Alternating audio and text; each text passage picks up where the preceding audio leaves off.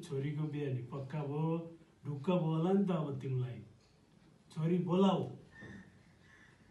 के पक्का भयो भन्ने मुखिया यता कुरो त गरियो, घर सरसल्लाह खासै छैन, कोसित गर्ने हो र छोरी ठुलै भए भनेर बिहे गर्नु पर्यो भन्ने सुरले त आएको हो। म उसलाई त भनेकै त छैन। त्यसरी हुँदैन, बिहा गर्ने मान्छेलाई बोलाउनु पर्यो न। बोलाइहाल, फोन गर, बोलाइहाल छोरी। फोन त गर्नु पर्यो एकचोटि। मोबाइलमा नि पैसा छ कि छैन।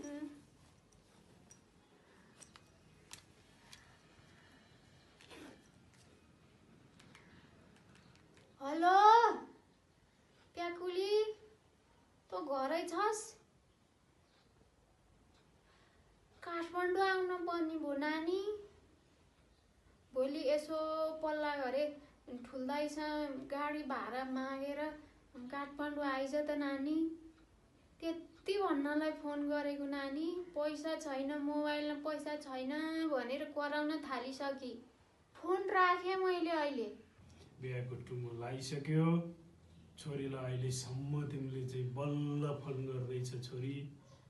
यसरी कसरी हुन्छ? यहाँ तजबिज मिलाउनु पर्यो, व्यवहार मिलाउनु पर्यो, सबै कुरो निम्तो दिन पर्यो सबैलाई।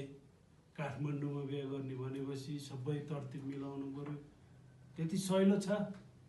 को छ र मुखिया बा? मेरो त काठमाडौँमा कोही छैन, हजुरहरू नै हो। एउटा मन्दिर गएर यसो टिको लगाइदिने हो, त्यत्रो विधि गर्न म कहाँ सक्छु र मुखिया बा? त्यो उन्न मैले बोलाएपछि मेरो पनि छोरी हो, यहीँ यज्ञ लाउने हो, यहीँ पञ्चे बाजा बजाउने हो, झ्याप्प यहीँ बिहा गराउने हो।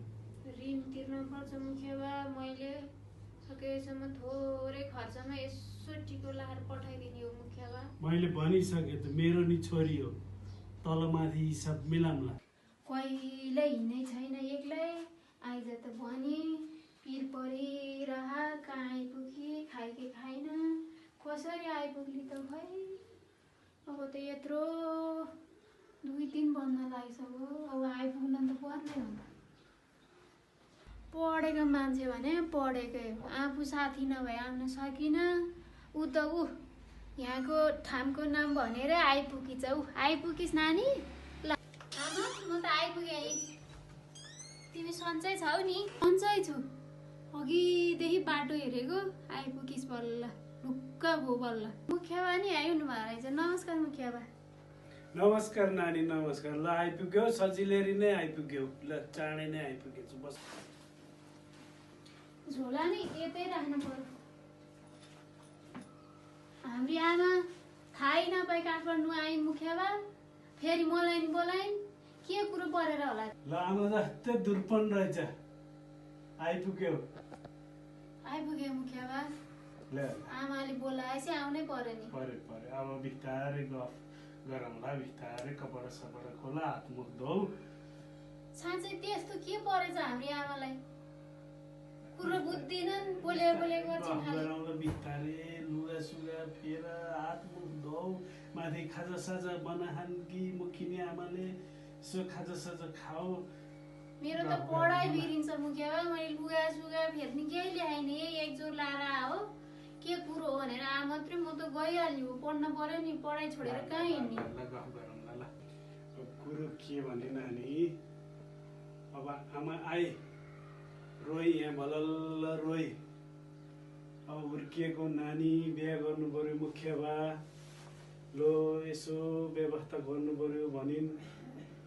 मैले आमालाई लिएर गएर सुवेडी गुरु कहाँ लिएर गएर एउटा राम्रो घरको खानदानी केटो हेरेको छु।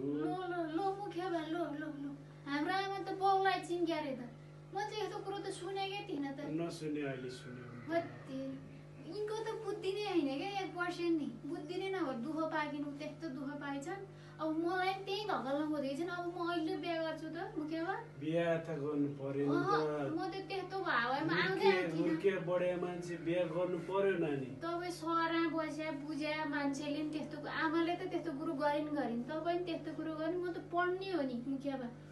आमा सधैँ अर्का ढिकी जाँदो गरेर सधैँ रोइ हिँडेछन्, बाउ रौसी खाएर कुट्छन्। मलाई नि त्यही पर्छ। म त पढ्ने हो, आफ्नो खुट्टा उभिने हो, अनि मात्रै बिहा गर्ने हो मुखिया बा। अरू त म केही सुन्दिनँ। बिस्तारै बोल, ए नानी बिहा गरेर नि त पढ्न मिल्छ त। कहाँ त्यस्तो हुन्छ मुखिया बा, बिहा गरेपछि त 10 थोकले टाउका थिचेपछि मैले त आमालाई देखेको छु नि। हाम्रो आमा यदि माइत जान त पाउँदिन, कहाँबाट पढ्न पाइन्छ? पाइँदैन मुखिया बा। म त त्यस्तो त कुरै सुन्दिनँ मुखिया बा। आमा जस्तो होइन, आमा कुरै बुझ्दिनन् मुखिया बा। मेरो 9 वर्षमा बिहा गरे, तँ त 17 वर्ष भइसकिस् भन्छन् भने। नेपालको कानुनमा नि 20 वर्ष नपुगे बिहा गर्न मिल्दैन भनेर यिनलाई कसले सम्झाइदिने के मुखिया बा? तपाईँ सम्झाइदिनु न, मेरो त कुरै सुन्दिनन्। हेर बोलेको कस्तो, यस्तो आफूभन्दा ठुलो कोसँग बोलेको छु भने नि पत्तै छैन भने यसलाई त। अहिले उमेर तँलाई कसले सोध्न लाग्यो? चुप्प लाएर बसी हुँदैन? बोलै छ। मैले भने होइन मुखिया बा, यो त राज्य छ मान्छे त। हेर्नु त छुची छ, म त केही गरेँ नि सक्दिनँ। तिमी भर्खर 17 लायौ, यो त भएन। के हो त तिमी पारो, के हो तिमी? केटकेटी जस्तै कुरो लिएर आउँछौ तिमी। मेरो छोरी त के भयो होला, तेरिके बर्बादै पार्छ कि क्या यसले त। तेरिके राम्रो केटो आवेला दिइहाल भनेको।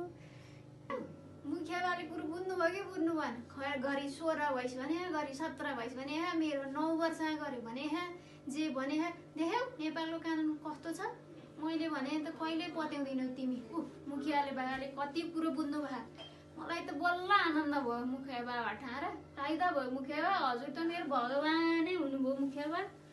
आमाले नै मान्थिन्, म नि तपाईँले त्यत्तिकै मान्छु मुखिया बा। मिल्छ भने बरु म यतै बसेर पढ्ने यसो चाँजो पाँचो मिलाइदिनु न, हजुरलाई धर्मै हुन्थ्यो मुखिया बा। आमा पनि यहीँ बस्न खोज्छे काम मिलाइदिनु भनेर, छोरी पनि यहीँ बस्न खोज्छे पढाइ तरतिब गरिदिनु भनेर। दुइटै आमा छोरी यहाँ राखेर कसरी पाल्न सकिन्छ नानी? अब यहाँ मुखिने आमा पनि बुढी छन्, यस्तो तालले त कसरी हुन्छ? म नि जागिर खान्छु नि मुखिया बा। म जस्तोमा नि जागिर खान सक्छु, यसो मार्केट हिँड्नेमा नि खान सक्छु, जस्तोमा नि खान सक्छु। नभए एउटा कोठा दिनु भाडा तिरौला, म नि जागिर खान्छु। आमा नि काम गर्छिन्। सित्तिका त हजुरलाई नि किन दुःख दिउँला र मुखिया बा? लैन उतै न, तिमी सब छुट्टै गफ छ, उतै न। हजुर मुखिया बा, हजुर। यस्तो उमेरै नपुगे छोरीको कुरो लिएर आउनुहुन्छ, बिहा गर्ने कुरो गर्नुहुन्छ। के भयो तिमी? यत्रा तरतिब गरेर सबै केटा जुराएर गरेपछि बर्बाद भइएन? आलाका छ मान्छे, अलिकति बुद्धि कहिले आउँछ तिम्रो बुद्धि? त्यस्तो राम्रो पढाइ भएको छोरी, भर्खरको 17 वर्षको छोरीसँग सोधेर आउनु पर्दैन तिमी? जे मन लाग्छ त्यही गरे, जे मन लाग्छ त्यही बोले। अब के गर्ने त मुखिया बा? अब दुःख मैले टार्न पर्छ, छोरी मैले हुर्काउनु पर्छ। त्यो को हो, त्यो कानुन हो कि सानुन हो भनेले मलाई पैसा दिँदैन, मेरो छोरीको बिहा गर्दैन। मलाई जति बेला मन लाग्यो मैले त्यति बेलै मेरो व्यवहार टार्नु परेन। अरू कुरा त मलाई के थाहा र? मलाई त मेरो व्यवहार थाहा, अरू केही थाहा छैन मुखिया बा। अरू कुरा कानुनले मलाई खान नि दिँदैन, लाउन नि दिँदैन, मलाई केही नि थाहा छैन। तिमी मान्छे साह्रो गनगडो रहेछौ, सबै कुरो भन्नु पर्दैन पहिला?